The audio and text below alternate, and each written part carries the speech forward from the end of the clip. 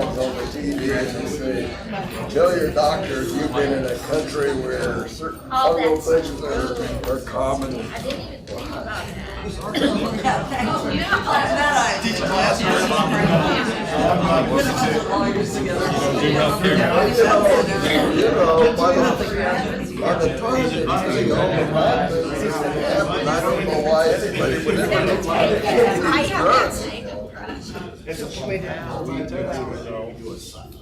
We'll go ahead and call this meeting to order. My friends at AT&T tell me it's 1 p.m., so I guess it's time.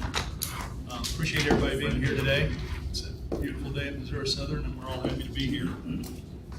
First order of business we have this morning is to consider the minutes of the August 21st meeting. They were sent to us, and I think everyone's had an opportunity to review them. Does anyone have any additions or corrections to those minutes? If there's not any, the chair would entertain a motion to approve the minutes. So moved. Governor Flanagan. Second. Governor Fleischaker, any discussion? All those in favor indicate by saying aye. Aye. Opposed, same sign. That motion carries. For Treasurer's report, Ms. Ice. Good afternoon. We will look at the financial statements as of August 31 of 2017.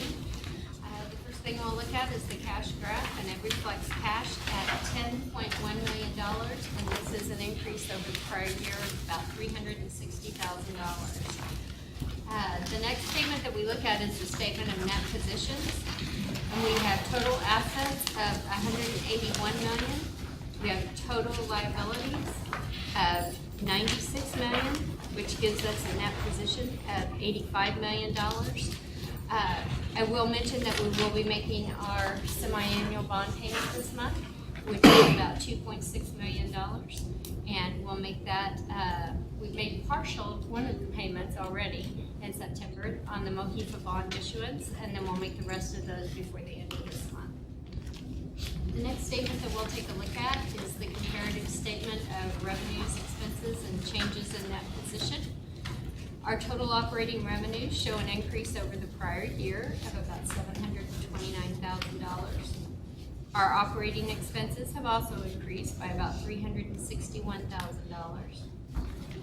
Our non-operating, of course, we have a decrease there, and a lot of that is from the appropriation reduction of about $720,000. When we look at the current year, we have income before the revenues at $16.5 million. In the prior year, we had $16.9 million, so we are showing a decrease between the 2 years of about $400,000. A couple other things that are going on in our office. The biggest news that we have is we went go live yesterday with our transition to Simmons Bank. Huge undertaking by a lot of people, a lot of departments, and I want to make sure that I say a big thank you to IT, the Bursar's office, HR office, and then I really have to give a big thank you to Michelle Harwood. She's the Director of Accounting, and she has done an enormous amount of work on this project. So we're very excited. We made our first physical deposits at Simmons Bank, and then next week we will have them on campus to show us how to do some different things within the system and get all the users set up. So we are moving along with that transition. And then the other information I have is the audit is progressing very well, and we plan to present that at next month's meeting in October, as we usually do each year. Very good. I'll entertain any questions. Questions for Linda? I just need to compliment across the university. I want to single out any one group here for the way our cash management has been handled in light of the revenue shortfalls that we faced at this point. Because as we'll hear later at this point, so many people have been involved in that. And for us to be showing the cash flow numbers and projections that we have at this point in light of falling revenue really speaks to thoughtful management across the entire enterprise. So Linda, thank you for pointing that out to us. Thank you for the role that you and Rob play. Thank you for the role everybody right now is playing across the entire university to make sure that we stay a financially viable entity. So congratulations. Well, thank you, and I'll be sure to share that with everyone, because it really does. We talk about that all the time, but it takes everyone on campus really pulling together in the same direction, and the numbers show it. Any other questions for Linda? If there's no other questions, we'll need to approve her report. Do I have a motion to do so? So moved. Let's take your pick on that. Is there a second? Second. Got two this time. So take your pick on that. Any further discussions? All those in favor indicate by saying aye. Aye. Opposed, same sign. Motion carries. Thank you. Thank you. Next up is VP for Business Affairs, Rob. Thank you. I'll give you a very brief construction report. This will probably be the final report on Reynolds Hall. That project is complete. In fact, we'll hold a dinner reception today after this meeting at 3 o'clock. After we have finished Reynolds Hall, we will have remodeled over 54% of that facility, about 34,000 square feet. We would love to have done all of it, but the majority of that has been paid for by the state, so we appreciate funding from that. And I'd like to give a shout out to Bob Harrington, who's been in charge of that whole project since the start, and done a fantastic job, and we're glad we get that thing done. Now that we move on to the next project, which is Nixon Hall, which is going to be kind of attached to Reynolds Hall, if you will, by a kind of a catwalk. The architects are fine-tuning those drawings right now, and that project will be put on the market for bid in probably about a month, and we'll break ground later on this fall with the completion in time for the start of the spring 2019 classes. Skybridge. Skybridge. There you go. That sounds a little more substantial. Skybridge. Bridge to the future. There we go. Catwalk line. There you go. Finally, the last thing is the trail project, and I originally had no update until about 9 o'clock last night. Bob sent me an email, said they just got an update on it. So, Hall of the Presses, the city's in the process of acquiring the final right-of-way with the North Park Mall owners, and after that, the project will be put out to bid, and construction should begin within 60 days with completion in the spring. Anybody have any questions? Questions for Rob? Rob, thank you for your report. A report of our athletic director, Mr. Bruggen. Thank you. I have just 5 items I was going to cover, and I'll be very brief with them. First, tomorrow we are hosting the Southern Stampede. And on the original report I gave you as of yesterday, we had 2,500, but now we have 2,900 runners coming. We have 8 races. They start at 8 in the morning, and the last one ends at 1. So if you're planning on being on campus, good luck finding a parking spot and being around that. But it's a pretty fantastic event. We're excited to be able to host it.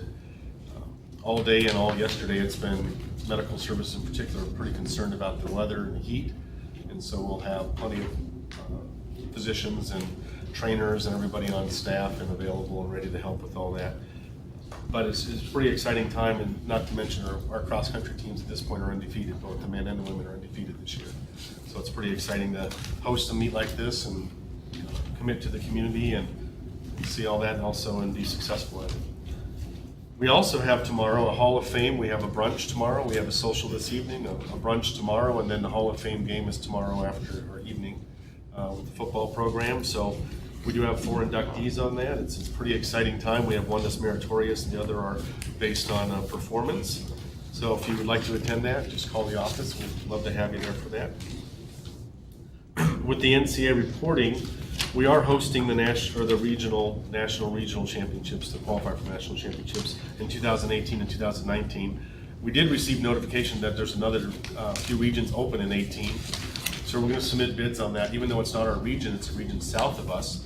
And we at one point used to be in that region. Therefore, it would make sense that we could at least see if we'd be able to host 2 regionals in the same year, even though they're different regions, and one we'd compete in and one we won. So we'll bid on that since we have a great cross-country course.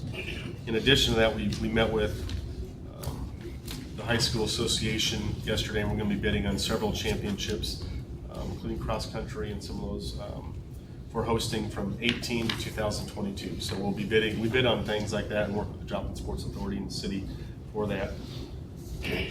Mentioning our Student Athlete Advisory Council, they have their fall kickoff social event with the athletes on Wednesday.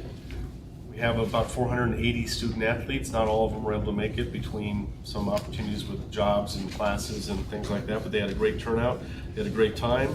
Just a few things coming up with the Student Athlete Advisory Council. They're doing a canned food drive in October, which has been very successful. They also have a talent show in November, so I'll keep you informed on that. You should attend that if you haven't seen it. They're very talented. Singing, running, dancing, you name it, they can do it. So, and this year their focus after their meeting was that they want to focus on community service and engagement. It's something we've been saying for years in the athletics department. In my 20 years of administration in athletics, I've never had an exit interview with a student athlete say they had too much community service. I've never had it once, and I've done thousands of them. Now, they actually brought it up, and so we talked about it with our coaches, saying, listen, they're asked us to do more, not less, but even more than we've done in the past. So it's pretty exciting to get them out in the community. They enjoy doing that. The last 2 points here would be with our marketing. We have upcoming promotions, including tomorrow night is bacon night. I'm sure you're excited about that. If you're not, you should be. It's bacon. But we're also giving out squeezed bacon, and we're also collecting canned goods tomorrow night as well for that, and they'll give you a discounted ticket with that. Interesting, I mentioned it before, but the bacon goes head to head with our health food grant, so we'll see who wins, but there's going to be lots of granolas and bacon, so feel free to partake in both, or wrap the granola in bacon. I think it's all options for you at this point. Also on September 23rd at our volleyball match, we're giving out t-shirts for our students. And then on September 30th for the home football game, we're going to be, which is also homecoming, we're going to be giving out free car decals. So those are a few marketing things going on. And then finally, the last point would be with the linebackers, and I think Brad has some notes in there as well from Dr. Hudson's component of it. But our membership currently is 252 members, and we have the great game of education going on with that, with the mini game involved with the athletics department. And last year, our final number was 256. So we feel really good about passing that number, certainly because we have a lot of people that joined during the basketball season or building up to it. So very excited about that. Are there any questions about bacon? I have one. I'm a little concerned about it, so I'm going to ask, what is squeezed bacon? Well, it's a stress reliever squeeze bacon you get. So. See, I saw like two. I saw something that looked like toothpaste. Something like astronauts who just squeeze the bacon. Yeah, that was a concern. Okay. So no, that's a stress bacon. Plus, we're giving out real bacon. Just be aware, you're getting all sorts of bacon. Bacon in the concessions and specialties. I feel better about tomorrow night's event. Absolutely. Our self-insurance. Yeah, that's right. Are there any questions for Jared? Jared, I've already learned more than I could. That's right. That's right. Thank you for your report. Next is the report of the Executive Vice President, Dr. Hodson. Good afternoon. You have a printed report in your packet. I'll highlight a few items. First, today is the 20th day of the fall semester, and so tonight at 5 p.m., the folks in institutional effectiveness will take our fall census that will determine our official enrollment count. You can see that we have been able to hold the record from last year. We had an all-time high enrollment last fall, and we've been able to hold on to that for the most part. We will be down 0.9%, but again, right at 6,170 students. We were at 6,200 last fall. There are some bright spots. While we were down 43 freshmen, that's still the third largest freshman enrollment in the university's history, and we saw nearly a 4% growth from the Lion Pride tuition catchment area, which are the 8 states surrounding Missouri and the state of Texas. So again, to be able to hold on to a record is a very positive mark for the institution. I would like to point out too, under University Relations, we have started an email newsletter that goes out to anyone in our database that has an email address. This is just the latest effort to expand our communication and marketing efforts.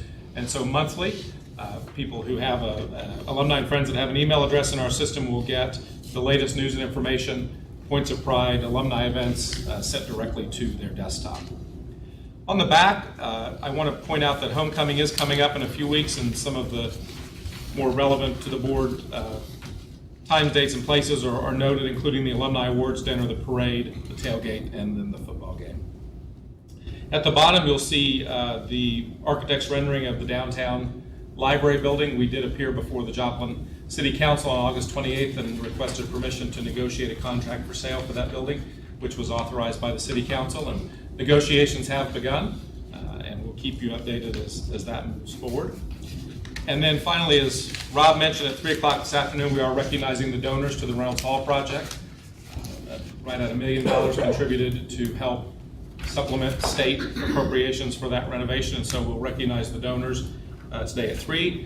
And then you have the latest edition of Remember When, which once again I've commented several times in the past, but we continue to strengthen our outreach and communication effort to our junior college alumni who are all right in the prime fundraising years of their lives, and we continue to send them information not only about what's happening today, but make them nostalgic for their experience at Joplin Junior College.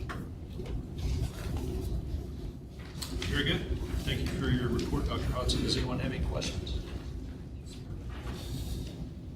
Next is the report of the Provost and VP for Academic Affairs, Dr. Carson. Thank you. I wish I had something to say about bacon, but I don't. So, talk about great game. We've talked about great game a good bit throughout the day, and really, quite frankly, because the implementation evolution of great game into an institution of higher ed is unique, and because academics itself is the academic enterprise and how we structure the workflow and measure productivity and so on is a little bit even more unique. We really just started spending this past summer looking at how we could retain the best practices of great game and implement them in a way that was beneficial to the academic enterprise and to the institution. So I just wanted to sort of give you a little update on where we are on that now that the faculty's back for the fall. We had a meeting of the larger team, and what we have largely decided to do is to look at one metric that can be used so that we can have a cascading scoreboard for academic affairs, and then we would have a menu of other optional metrics, and each academic unit would choose one other or maybe one or two others. The overarching metric, the one we want all the academic units that produce student credit hours and degrees to use, is cost per credit hour. Cost per credit hour is chosen because we can get it directly from the scoreboard, and because it's relatively easy to compute, and because it's really relevant. So if you look at the ratio of the cost per credit hour, you can either impact and create a more positive ratio by reducing the cost associated with delivering a credit hour, or actually by increasing the SCHs, the credit hours delivered. So we talked about a little bit earlier, that may mean increasing your class size is just one mechanism for doing that, for example. We're also looking at things like what is the credit value of courses that students take, but you can impact the numerator or the denominator and positively impact. It's going to be a very interesting metric, and we're going to have to benchmark it longitudinally as well as probably cross-sectionally, but the fact of the matter is that there will be natural variances in that ratio. So we may have some cost per credit hour in some departments that are not very technology intensive and that are primarily just instructor led with not a lot of other expenditures of maybe $80 or $90. On the other hand, very technology intensive, high labor requirements may mean some are $300 and $400 an hour. And both of those may be optimized, and neither of those may be optimized. And so we're gonna have to look at this in a very systematic way, and I'm very excited. Scott Cragen, who's here, and you know well, is going to go around and meet with all the other academic departments to deliberate and to decide on a secondary metric. And some of the possible options include, but are definitely not limited to, some of those reported here. And then finally, we have begun the huddle process. You'll hear a little bit more about huddle rhythm later on today, but we have begun piloting the huddle process in 2 academic departments, chemical and physical science and social science as well. So basically they're operating with the charge to just start gathering and making progress, and let's see what works and what doesn't work before we deploy it across. So we're very excited to be embarking on the fiscal year, started in academic affairs and embarking on our part of the great game. And I'll keep you updated as we go through. This week, also very exciting news, our nursing program received ranked #1, the highest ranked on the list of most affordable quality nursing degrees in the state of Missouri. You can go to the website there and look, but again, it's very, very important that we offer good value, that we are cost beneficial to our students. So it is very good to be amongst the least expensive, but we want to make sure that we're also among the highest quality, and this recognition affirms that, and we're excited. as you all know, I've talked about before, if a program is not subject to external professional association accreditation, then we do an internal program review. And these are the 3 departments that are up for internal review this time. Again, chemical and physical sciences, they were deferred from last year because of the Reynolds Hall renovation.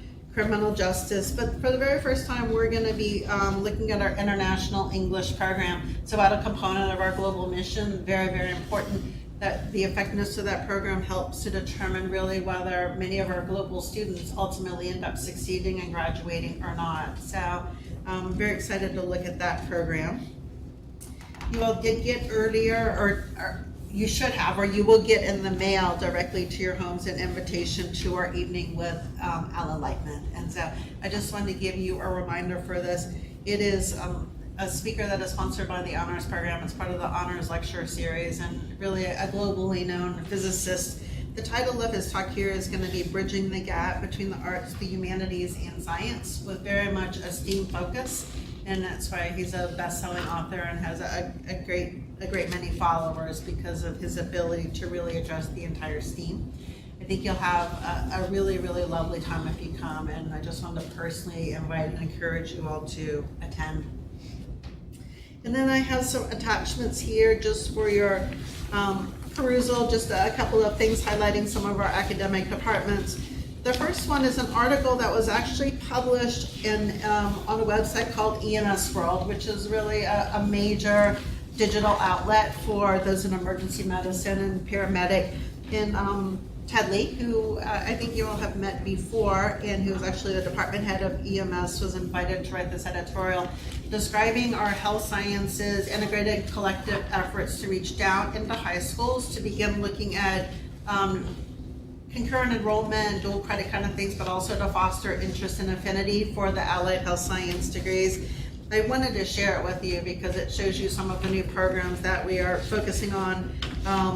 Hemorrhage control, stop the bleed, a lot of very innovative sort of cutting edge programs that we look to deploy for the benefit of community health.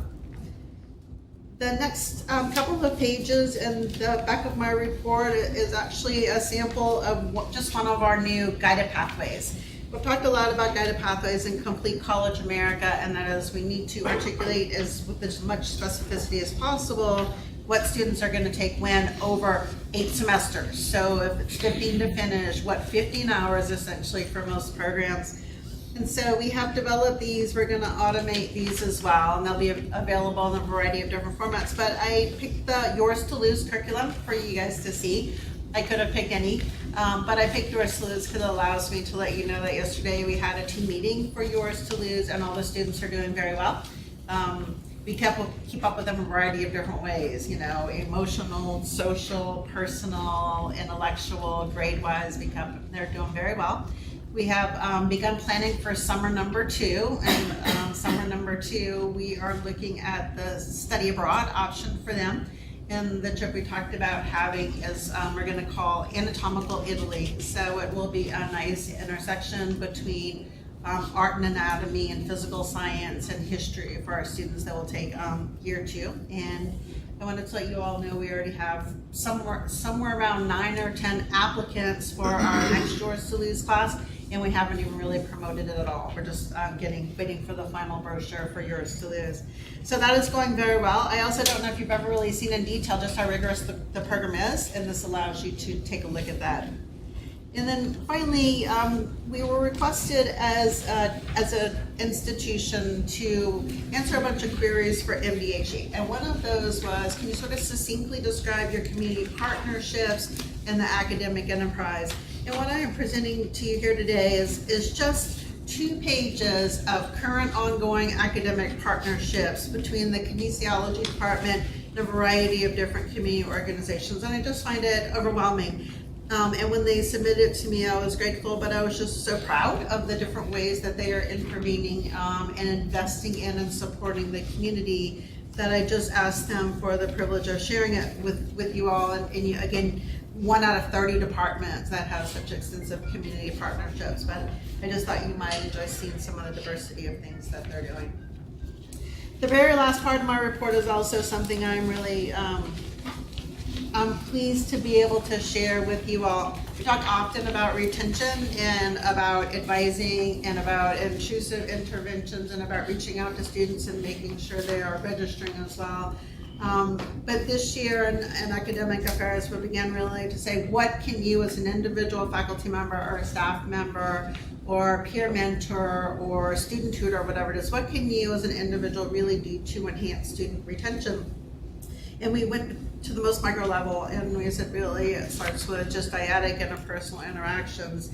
And if you can just demonstrate empathy in those interactions, if you can understand that our students come to us imperfect and that they're not always going to behave exactly how we would like them or we know that they're capable of.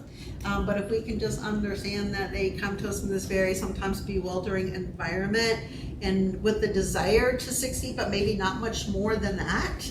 And if we're able to demonstrate and understand that and show them some empathy, then maybe if we can just start with that one little seed of understanding and kindness, it can begin to build a really significant bridge toward their retention. So at our welcome back meeting of all faculty and staff, we showed a video. We created URM team. Wendy and I worked with the URM team, and I'm very grateful to you for that. Worked with the URM team to develop this video. It's just a brief little video, but when we were able to put it out there, I think it has over 10,000 views, I don't know, on YouTube, and it's really touching a lot. It's meant a lot to a lot of people, so I just wanted to share it with you all.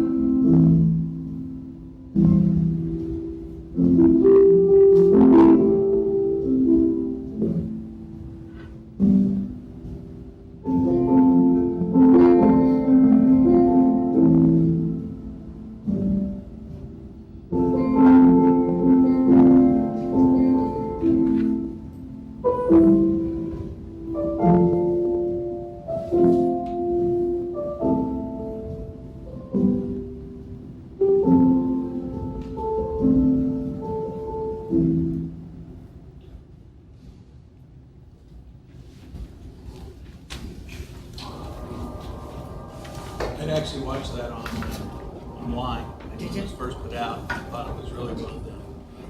Even if you did put Target private label products in a Walmart sign. You know, it looks like Zatarans really to me, so it's got that pink one. I think what I hope it is for people is a little bit insightful. Obviously, your goal of encouraging empathy is the same thing as encouraging understanding. But I think a lot of people don't understand what a college student really is these days, particularly at a school like Missouri Southern at this point, where you have such a high percentage of the students here are still Generation 1 college students or come from families where they're not going to be sitting around having fun and partying all day. They're going to be going to school and going to work at the same time. I think people need to understand that at this point. The college experience is not the same everywhere you go at this point. and the college student is not the same everywhere you go. And I think this film does a very nice job of that. Congratulations. It was amazing. I know I probably say it every third meeting, but, nearly 2/3 of our students continue to be first generation. Significant. And that concludes my report. Thank you. Thank you, Dr. Carson. Are there any questions? That was a very powerful film and very well done. And I want to comment too on this class schedule that you gave us. That's, first of all, you could have picked a better one to show us because we've talked about it so much. This is very impressive. And you stop and think about a student that has this in front of them that's going and will accomplish this, and what that student will be ready for when they get out and go into med school. It just makes you proud of what we're doing here. So this is well done. Thank you. I know Bill mentioned he was ready to sign up for that. Trigonometry. I said something to Alan about it, and he's getting nervous just thinking about it. I didn't even get to page 2. Yeah. I understand. VP for Student Affairs, Mr. Fuller. You have a written report in front of you, so I'll just highlight a few things. One, to give you an update on Hurricanes Harvey and Irma disaster outreach.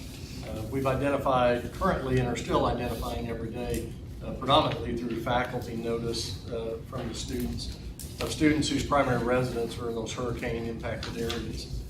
36 of those were from the British Virgin Island area. 16 of these students we've identified were totally online in those areas, still trying to continue their education with us. So far, 5 of those students have had to drop out because there's just no way. Some of the students in the British Virgin Islands were telling us they were having to walk for an hour and a half to get to a satellite location to be able to even have internet hookup to provide emails and things back to the faculty members. So we're continuing to work with those students. Several advising and staff and faculty actually are reaching out to these students by email, knowing that with these power disruptions, it may be some time before we hear back from them. So we are working with them as best we can. Currently working with the on-campus students also, because many of them still have not been able to reach family members in these locations. And so they're unsure of what's happening. The ones in the States, in Florida and Texas, have been in contact with their family members, but again, they're still assessing the devastation and tremendous amount of loss.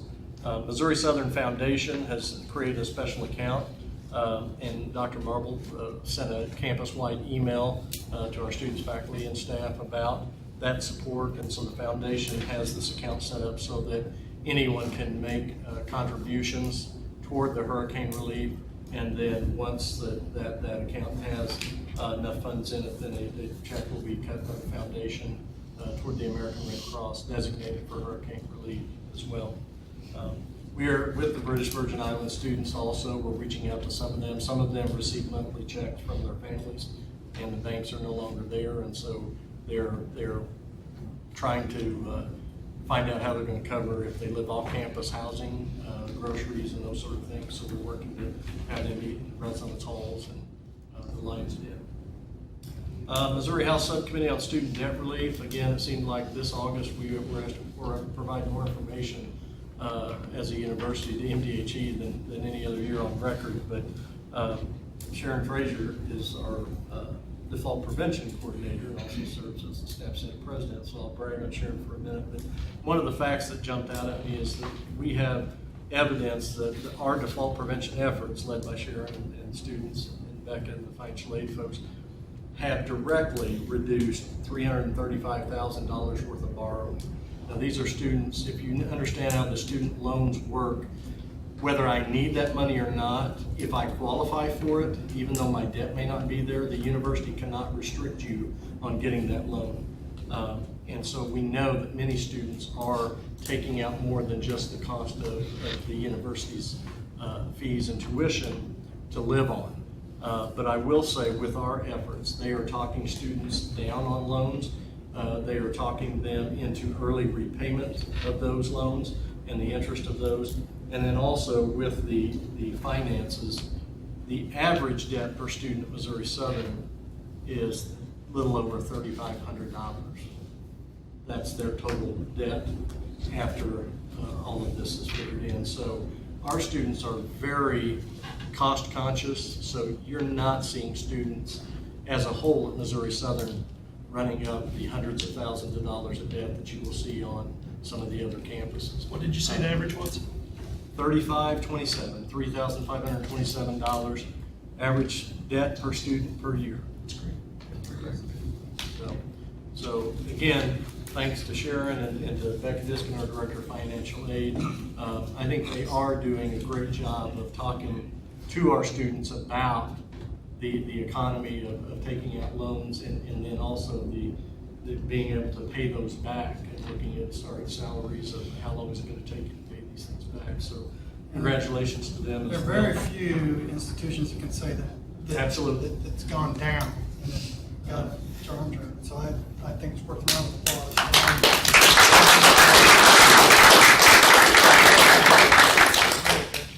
And our cohort default rate, again, cohort is the number of students. We have a very small number of students that go into default, but through those efforts also, we've gone a few years back from a 15% of our students being in default to just a little over 10%, right at 11% number, I believe is the projected for this year. And so again, tremendous effort from these folks and a great job to our students for not taking up more debt.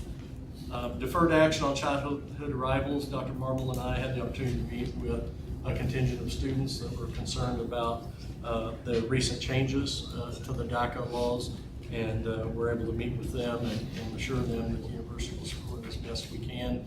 And we have talked to local legislators, and we are hopeful that something will be decided so that those students are not in limbo, because we do want to try to make sure that our students are able to at least cross the stage. We had about 15 students that were at that meeting. So The personal side of this thing is what people I think don't understand.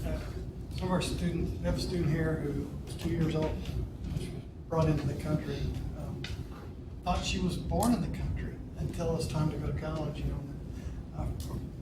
Fortunately, I guess the doctor came along so she could attend, because prior to that she may not even be able to attend. Certainly not here in Missouri. From Guatemala, and she was deported. She can't speak the language, and she speaks English. We have a young man who's been trying with a sponsor to gain citizenship for 17 years. 17 years. This was a system problem, not a personal problem. And we have some great students here. They go DACA students or dreamers, I've heard them call it. But really, they're just Americans. These are just good, solid citizens that we need to find some answer for. So I certainly hope the folks in Washington can figure that out. I'll leave some of the other information and the numbers for you there. Student refunds, just to point out there, we've gone to trying to encourage electronic refunds. We had 1,527 students that received just over $4 million in refunds there. Paper checks for the ones that didn't have the electronic count, over 1,200 students for almost $2 million, $1.9 million. That's 2,774 students for $6.1 million. That averages out to about $2,000 per student in those for getting the refunds. So I thought that might be information that would be beneficial. With that, I would answer any questions. May I add? Yes, ma'am. I've learned since the refunds have gone out, I've been notified of at least 8 students that have sent back student loan money to the Department of Ed just this week. So that goes along with the default prevention, is that we're really trying to get people to send back their student refund money that they don't need to go back to the Department of Ed, so that will be reduced, so that it will be on their account when they get out of school. And several people have already done that just this week. Any other questions for Darren? Thank you for your report. I applaud that move with the student loans. That is, when you look to these students' future, that's what we're looking at. So that's great. I would remind you again, I know it's been in my report a couple times, we were the only institution in Missouri selected by the U.S. Department of Education for a default prevention experiment that they are conducting nationwide. only school in Missouri, 4-year, 2-year, public, private, anything. We were the only school accepted for that. Karen, how long have we been doing that? The experiment, it just started, and this is our first actual semester for that. We've been getting a default prevention grant from the state off and on for over 10 years and have started our efforts in that time. And so this is an enhancement of that as well. It's about the same amount, grant of 25,000. Grants Is $25,000. the We have been, experiment money, do we know what we're getting? the experiment, we get nothing. Get nothing, which is And so we've been using some of the default prevention grant to do that. We have been told that, again, due to the state budget, that this may be the last year that MDHE provides funding for the default prevention. So we're watching our budgets to see how we can reallocate to make sure we continue those efforts. Very good. Thank you. Next is the report of our Faculty Senate President, Dr. Nick Nicoletti. Good afternoon. It's my first meeting. Good to be here. So we had a really light agenda for the first Faculty Senate meeting. I am happy to say that Faculty Senate has filled all of our Faculty Senate committee positions and administrative positions. And committees are currently meeting in preparation for the October 2nd meeting. One of the big things that did happen at our meeting was discussion about the new health insurance plans, and faculty had a lot of questions. But I'm happy to say that I went to one of the seminars, the workshops on the healthcare, and faculty were really excited to see the health savings account. That went really well, and people were really excited about that. And I think a lot of questions were answered, and Cigna and Gallagher did a really good job at those. So those were really good. We only had one 8 academic policies proposal. It was interesting. We actually had to rescind it because we voted on it before the other committees did, and it kind of slipped through. So we did that, and that went fine. And we expect the October agenda to be packed full, given the academic policy stuff coming through. And so that's my report. Questions? Very good. Any questions for Dr. Nicoletti? Welcome on board. Welcome on board, Thank absolutely. you. Thank you for your report. Next is the report of the Staff Senate President, Ms. Fraser. Yes, I'm not going to really go over every point on my report, but I do want to point out that I'm very excited that this year we're hoping to start keeping a tally of how much community service volunteer hours are being conducted. And so that hasn't started yet, but we are ramping up to keep that number. And I think it'll be a surprising number to know all of the faculty and staff how much volunteer service that is done outside of work. So, well, and during possibly taking time off during work to do that. So, any questions for me? Any questions? Thank you for your report. Just keep helping those kids to not get any farther in death. I'm sorry? Keep helping those kids to get no farther in death than anything. Yeah, that's my goal in life. Should never be hired by a car dealership. That's right. Report of the Student Senate President, Mr. Blank. Yep. My name is Joseph Blank. Sorry I couldn't be at the previous meeting. I had work, but those arrangements have been made, so I will be here for the rest of the year. I'm just going to read my report verbatim. We'll blame all the grammatical errors on Word for sure. Student Senate is off to a very strong start this year with 100% of seats filled. We all look forward to a very productive school year with an exciting capital improvements and better public relations. The first Student Senate meeting took place this Wednesday, the 13th, in room 310, Billingsley Hall. It was a very productive meeting in which the 2017-18 senators were prepared and educated on what is to be expected of senators on Missouri Southern State University's campus. Presentations were given on parliamentary procedure, Senate history, and the vision of Senate, which was kind of decided to have people wondering what is Student Senate to what we're doing, because really not a lot of people know about Student Senate, at least the body, I think, which kind of reflects in the election. So we really want to get our name out there, so that's why we're aiming to have better relations with the student body this year, just to bring that recognition to us. Some of the top priorities of Student Senate this year include installing an ATM in Blaster Hall, expanding dorm side recycling, installing more dorm site security cameras, expanding the Greek Life trophy case, and getting club banners for campus, and also creating a Student Senate alumni registry and Facebook, and hosting a charity event in which the recipient is still pending on a vote from the Senate during next body meeting, hopefully. And so, with that, I just look forward to updating you all on what we accomplished. Thank you for your report and welcome to the board.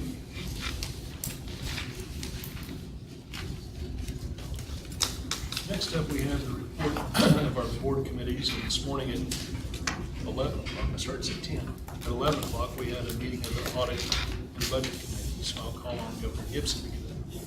Thank you, Mr. Chairman. The committee met, as you said, this morning at 11. We took action on one item and had some discussion on a couple of other items that I'll mention.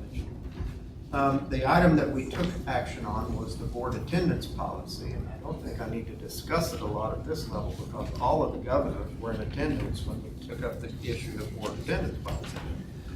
So, the committee did take a look at this, and for those that weren't there, this is a policy that basically outlines the means by which to, for the board by unanimous vote, to remove a member of the board who is not fulfilling their duty.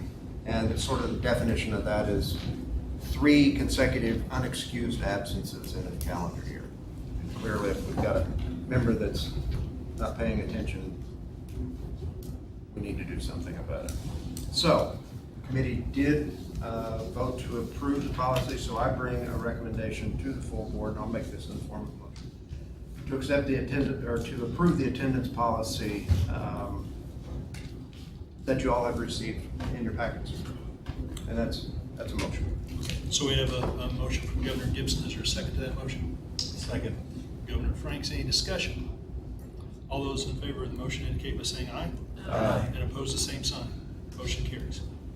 The other 2 items that we discussed, first was within the area of tuition, and that was the concept of rolling the required fees into the credit hour rate.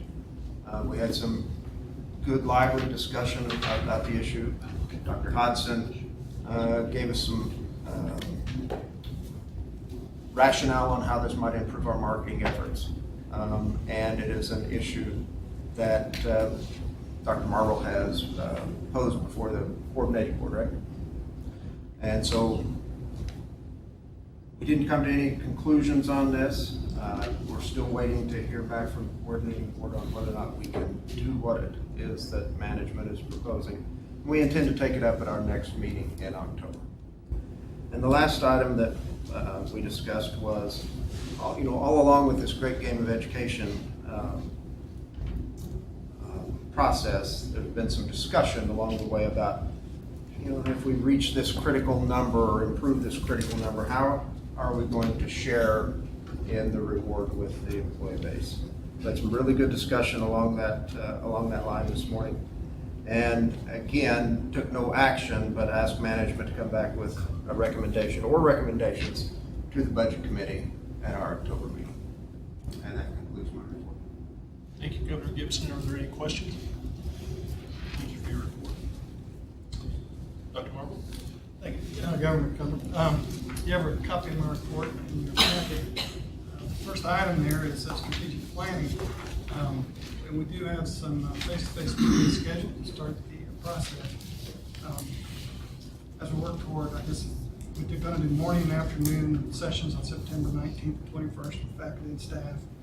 Then do a separate group on September 25th and 28th, again, faculty and staff. The first round of these meetings will really be to kind of introduce the idea and the overall scope of the strategic planning process, what we're trying to accomplish, and to define and really delimit our mission, vision, and values.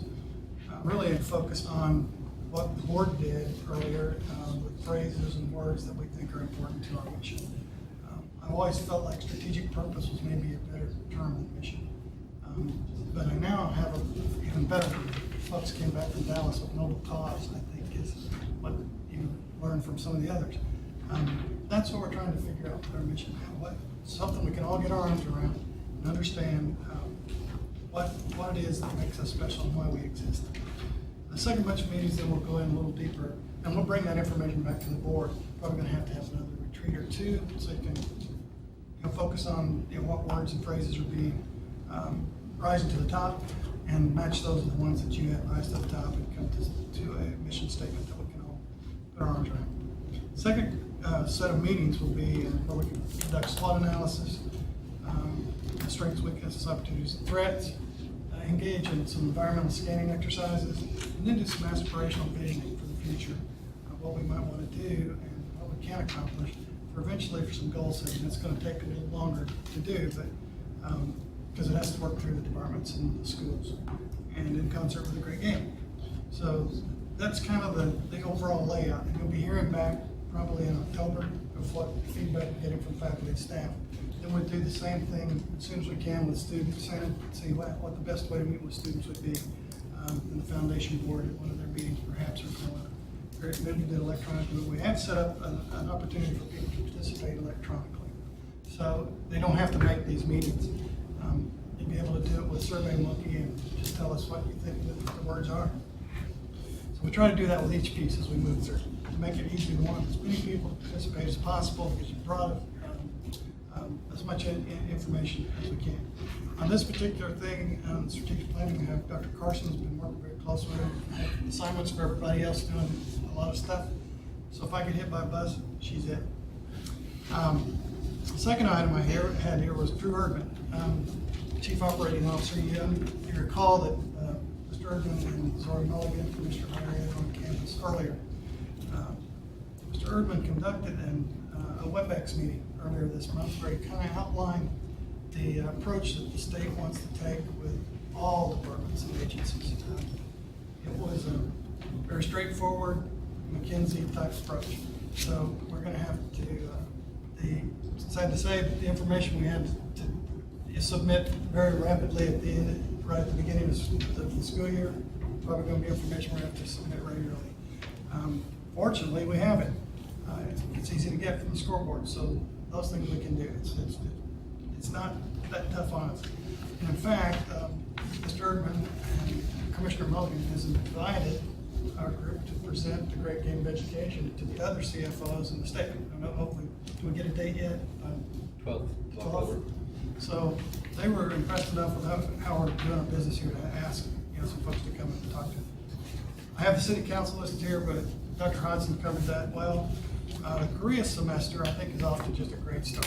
If you have a chance, get involved with these programs. They're terrific. All of them have been terrific, but I was just knocked out by Dr. Greitens when Sheena Greitens was here to speak on the challenges really of North Korea. She kind of focused her talk on North Korea.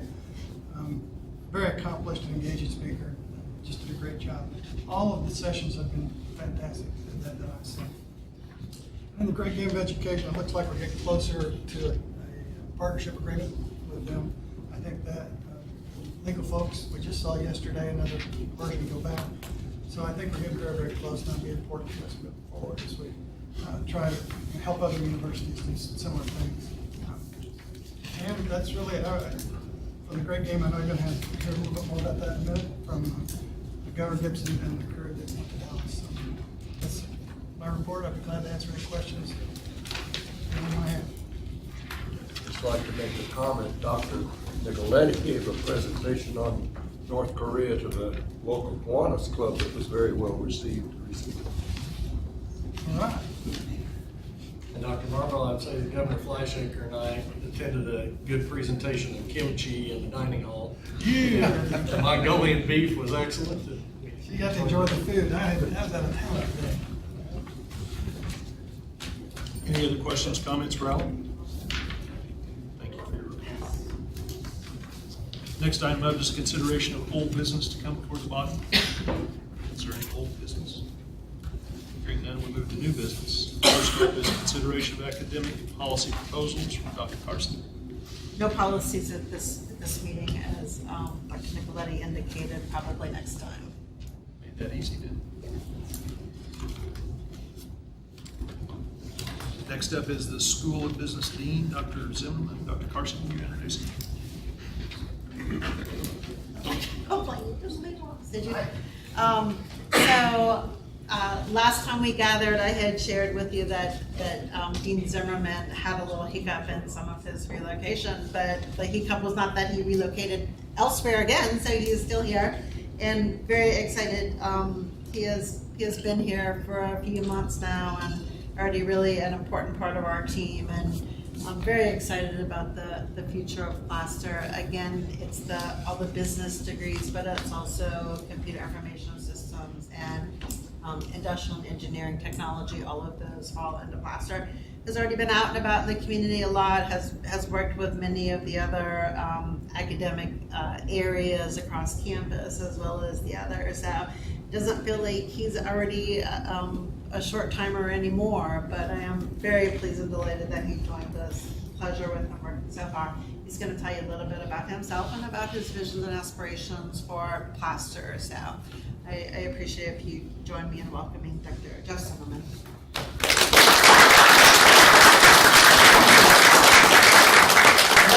I like to say I'm a closet academic, so just in case, I have PowerPoint if you want.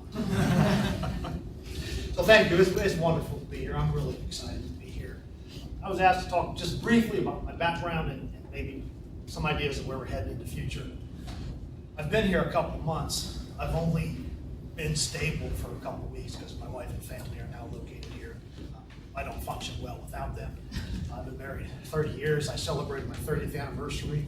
I was in the dorm here, and my wife was in Indiana, so that wasn't quite what I planned for it to be. I have 4 daughters, 3 of who have graduated college or will in an 8-month period, so that's just amazing. We moved 1 with us. Education-wise, credentials are the currency in academia, so let me just quickly say, I have a bachelor's from the State University of New York in Albany in computer science, business, and engineering. I have a master's at West Virginia University in economics. Then I earned another master's and a PhD in economics from Purdue University. Academic background, I've been a dean for a long time. Matter of fact, when I was interviewing here, a student asked me, why aren't you looking to move up? And I answered honestly, I think that's exactly what I'm doing. I was a dean at Methodist University of North Carolina for 7 years. Kind of got my taste for program development. We did a lot of programs there. We didn't do online. So I moved to Indiana Tech. I was their dean for 6 years. They're a big online school. They have a traditional campus, but they have a lot of adults in online. I kind of cut my teeth on online education there. Here, I just want to share a brief story. My first Dean's Council meeting that I attended, Dr. Carson took a minute and thanked me for accepting this position. And inside I'm thinking, are you crazy? Who wouldn't? I just think this place is filled with opportunities. But I also understand that what I want doesn't all that much matter. I can lead, it's got to have a team. So right now we're really working on developing that team. We will do a new strategic plan with a new mission and vision. And what I'm saying is, here's what, the vision's going to be ours. Here's what I'll bring to the table in terms of vision. 4 things. We want to expand our accreditation. What that looks like right now, we're doing a self-study for accounting accreditation. And we are looking to move up to the next level in terms of business school accreditation. We're going to pursue that actively. We want to raise our community profile. That means lots more community engagement. Looking for lots of opportunities to engage our community, learn from our community, and help our community. That's our commitment. We're going to ensure that our programs, new and existing, are relevant in the market. And that the market knows about us. I'm excited that Joplin knows about it. I'm excited that maybe even 4 states know about us. I want to expand considerably beyond. Online programs will become a more important part of what we do. Graduate education is going to become a significantly more important part of what we do. And I want to increase the opportunities available to our students. See how they all kind of fit together. If we're engaging the community, why are we doing that? All kinds of reasons. One of the reasons is to open up opportunities to our students. One of the reasons is to expose our students to those opportunities. Internships and employment. That's what I'm bringing to the table. Want quality programs that everybody knows about. If it's up to me, our main advertising will occur on Pittsburgh State's campus. Thank you.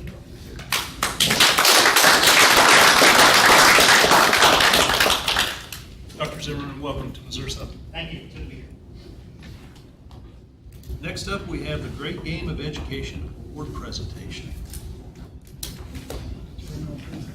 I brought all the pieces here. I think, Cassie, don't we have a video? Maybe we ought to play the video first. That way, maybe none of us are repeating what's already on the video.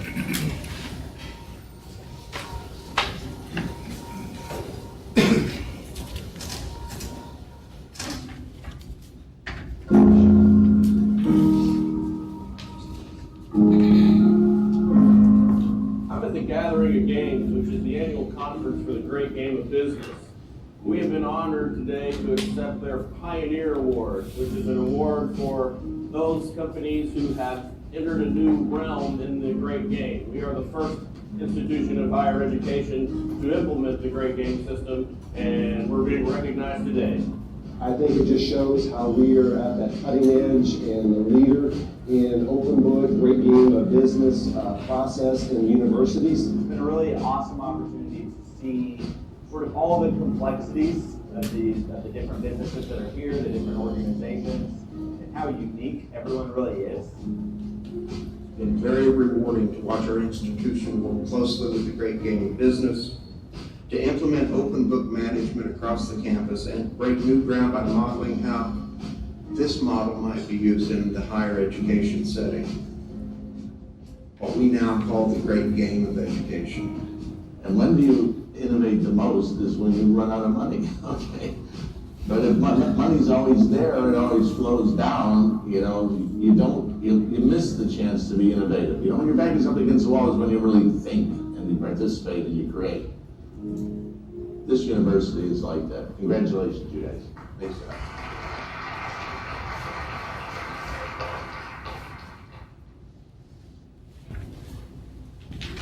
Well, it was my honor to accept the award on behalf of the university. And I'm going to say just a few things and then just turn, I think there's seven people here today that were in Dallas, representing the university as well. I learned several observations. First of all, in some settings, flip-flops are business casual. The Great Game of Business really lends itself, I think, to Crocs. Scott had on Crocs, that's true. By the way, none of our representatives had on flip-flops. There we go. Okay, just flip it. But this is largely an entrepreneurial base that the Great Game of Business tends to attract, which I think in some respects may be the reason that we're attracted to that as well, as because we have sort of an entrepreneurial spirit on campus. I learned that the team that went to Dallas, which are these folks, Jeff, you're not standing, are incredibly engaged in this process. I was privileged to sit back and listen to them for a couple of days and argue and banter about ideas and issues. It was pretty exciting, to tell you the truth. I attended Mary Ann's presentation. Mary Ann won.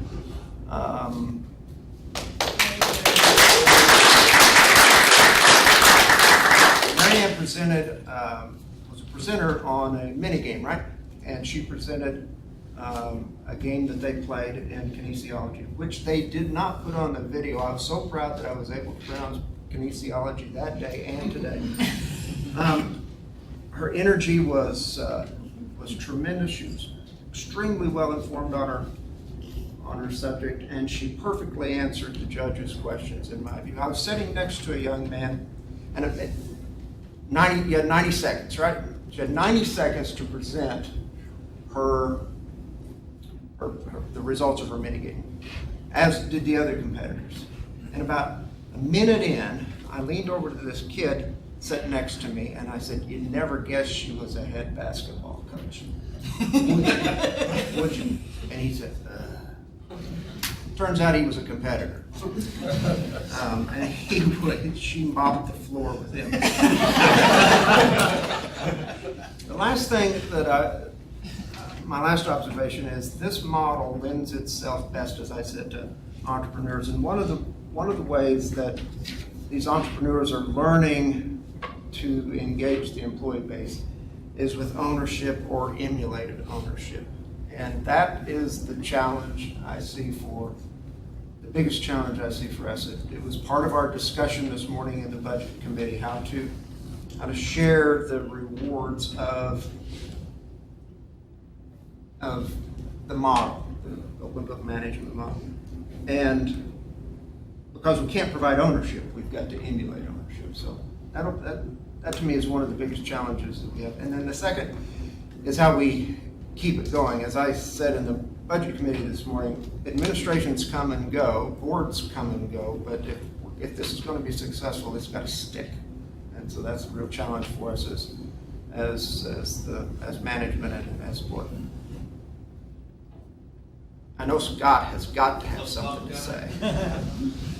Really, no, I'd rather defer to some of the other people. I will just say that, there's always this talk when you go to a conference and you come back and you're all excited and you go and then a couple weeks later and everything's just the same. I can tell you right now that this conference has been an eye-opener for us, and we're actually contemplating sort of a reset on the great game. We've got to rethink some things based upon the things we learned at the conference. And I'll pass it over to Jeff. He's had a lot of thoughts going around his head the last week since the conference. Well, we get into too much detail, but I just want to say what an honor it was for us to represent the university at the Great Game. I mean, while we were there, we're representative of the efforts of a whole lot of people, and that's really exciting. And I think the number 2 exciting thing was Mary Ann's presentation at the mini game. She really did nail it. And it's $2,500 in prizes. And as Scott just pointed out to me, there were 2 SRC subsidiaries there that we smoked as well. So. Stacked on deck. But we did come back with some new awareness, some things that we need to focus on that we think can really improve and help us move the game forward. And we did have some great conversation. I don't know, you guys want to make mention of anything back there, Scott? Anything of it? Well, it was a real eye-opener. I think for a lot of us, it was a time when we just almost had an epiphany of what we need to be doing going forward, particularly as it comes to this development of what might be our noble cause, and how Great Game can really play into that and be more of a means to an end, rather than just only about the dollars and cents, but allowing everybody in the university to come to work as part of this noble cause. So I agree with Scott. I really feel a lot of energy. We already met yesterday with the culture committee. We've got some things started, and I really see it.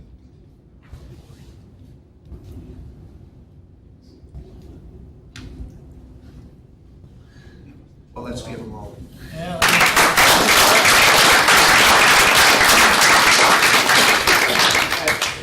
Mr. Chairman, at your place setting, you've got the case study that summarizes the efforts on behalf of the university and instrumental in receiving the award. It's great. First of all, Governor Gibson, thank you for representing us at that meeting. I very much appreciate that. You know, I've said this before, I'm going to say it again because it's something that's very much on my mind. I remember when this idea first started. I remember the Financial Stability Committee, is that what we called it? And I remember sitting down, and I was very new to the board. You were very new to the university.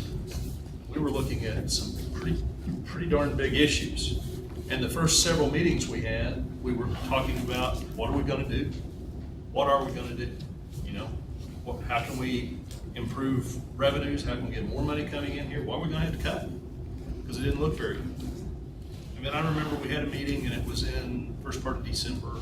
At the end of it, Alan hands out books. Great Game of Business by Jack Stack. Here is your assignment for the holidays, he says. Read this. Make sure you read this before we come back in January. I didn't talk like that to the board. Everyone else in the room, but not That's the right, board. that's right. I thought, well, okay, I guess, we'll go read this thing. So you read it, you get thinking, what's this say? What's this mean? And we came back, and we were no longer talking about this desperation mode we'd been talking about before, but we were talking about, okay, how can we just get better? How can we get better? Because when we get better, all the rest of it's gonna start taking care of itself. And I was just totally impressed about how everybody grabbed hold of that. And, said, we said, will you help us? They said, yes, we will. So I think this is great. I think this is wonderful. I couldn't be any prouder of what you've accomplished. And thank you. Thank you very much. And please let everyone know how we feel about that. Just to add to the Jack Stack thing, at the meeting prior, it had come up that, actually Scott Craig had mentioned that, what about, we're talking about open book, and what about this, he had been to a conference somewhere, just a speaking engagement where Jack Stack was speaking. I was at the same one, 25 years ago probably, just coincidentally. So that kind of started the conversation. Then I made the reading assignment. Yes, yes.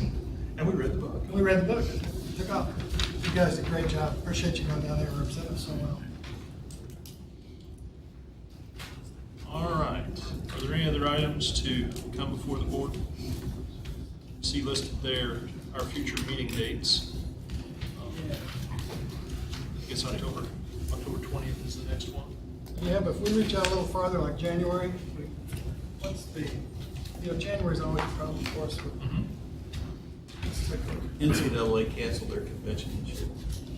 About that. Can we quote you on that? January 19th, is what she's got on there. See if I can find it real quick. That's the week, yeah, That is it. it'll be the 17th to the 20th.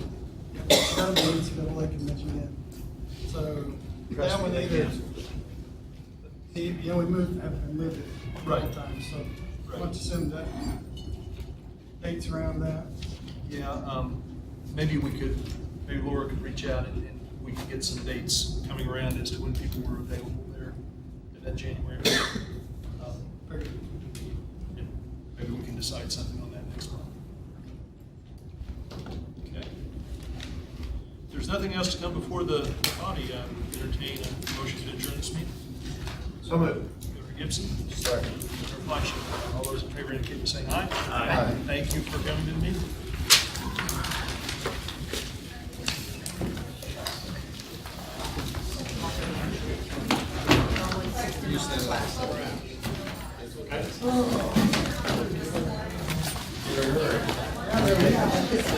Okay.